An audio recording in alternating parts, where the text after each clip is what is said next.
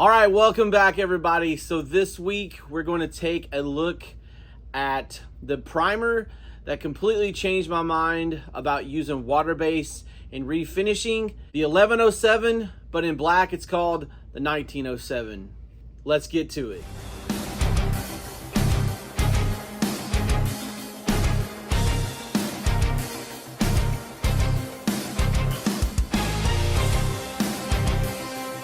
All right, welcome back to the channel. So this week we have the new Centurion 2K Black Primer,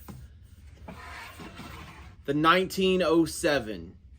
So a little background, the 1107 was the first primer that changed my mind about blocking capabilities and also using 2K primers in refinishing application. It's important to note that the 1107 was the first water-based primer that you could apply and then put a top coat over and not have any bleed through subsequent layers of the product. Basically what a black primer will do is, number one, anytime you're buying your colors, when you get to the point where it crosses over into a clear base, my rule of thumb is to go to a black primer.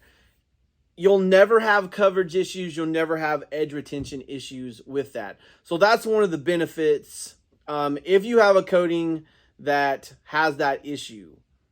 But the other thing is if you've ever been in houses and you have a black and it's over white, it's so easy to see the chip marks underneath.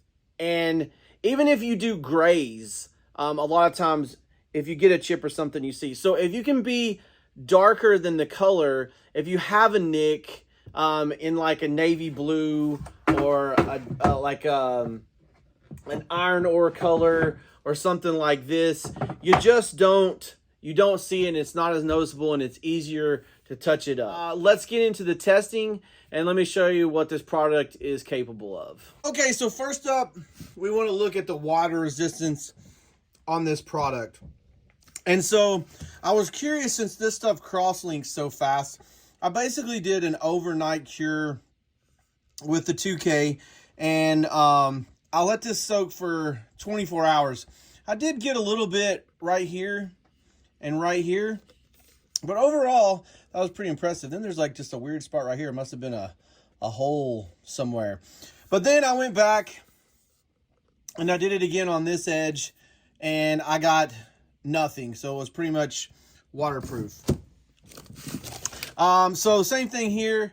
This is the 1907 with the 400 series on top. This was overnight, and I got just that little bit right there of water issues. So I was like, well, I want to take this a little bit further. So I had this big door that I shot, and this one's one that's been there for a while, and I got just a slight bit with a 1K.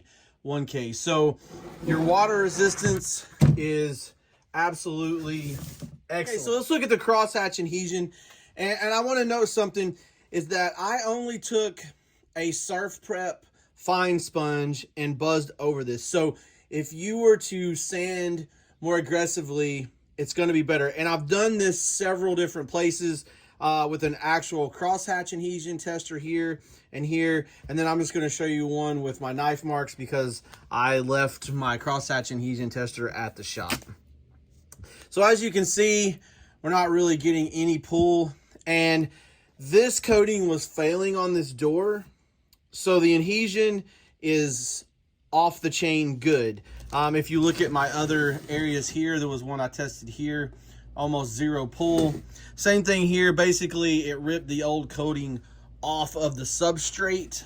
If you can look at that, it's like down to bare wood. I also tested this over UV, where I sanded one side and did not sand the other side, and the adhesion was excellent. I do recommend sanding UV before you apply this, but it will stick really, really well without sanding. Okay, so let's kind of look at the scratch and mar resistance. As you can see there, basically, we're just denting the wood. There's nothing peeling off of it.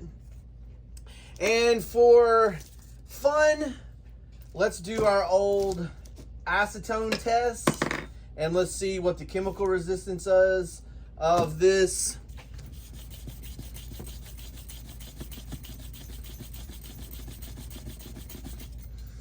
All right, so basically nothing on the surface of the rag and a slight bit of deglossing on the surface. So, and this was catalyzed at 10% and not the full 15%. Obviously, you're going to get better results, but I wanted to back it down and see how good it was, and then we could always increase it for better performance. So, as you can see, it's the same great product, only in black. Like to thank the wizard, Miles Woolley, for sending me some of this and letting me give this a whirl and try to break it. I know a lot of people are going to use this for refinishing. That's our favorite place to use 1107 and this new 1907. But I also wanted to look at it in other applications where we're running MDF or new wood. So I have some of those here to show you. This one here is a refinishing application. Same door I showed you with the primer on it, but this one is top coated with their 400 series. Just absolutely beautiful door. And then I have an MDF panel where on the back I did one coat of 1907 top coated with 400, and then the front we did it so that we wanted to see what the routed out area would look like when we did it. And so on this side we did two coats of 1907 and then one coat of 400 series. Obviously this works amazingly well with the 2800 series, which is what we did this MDF panel with. And I also want to note, I don't think that I said earlier, but if you're going to do any type of moisture tests for your customers, make sure that you wait at least a minimum of 3 days to a week to let the coating fully cross-link, or you're going to get these results, which actually I'm really super impressed that it did this well in that short of a time. I just wanted to push the limit and see. That's what we always want to do, is see where it breaks, where it doesn't break. But if you really want to do this and impress your customers, that would be my suggestion. Also, where I would use this primer would be, again, if you're looking at your color deck, anytime you walk into a clear base, dark color, my first go-to is going to be the black, because it's going to help you with any type of coverage issues you might have. It's also going to help you in the long run with denting, marring, and dings. Not seeing a lighter color primer underneath is a huge advantage. What you want to note is, if you want to do grays, you don't have to order those from your distributor. You can get a can of 896 colorant and just add the taste. You can make your gray primers if you're doing mid-tone grays and that sort of thing. But a lot of times with these colors like iron ore and Kindle charcoal and those, we actually find that we get better coverage on the edges than we would if we used a lighter gray primer.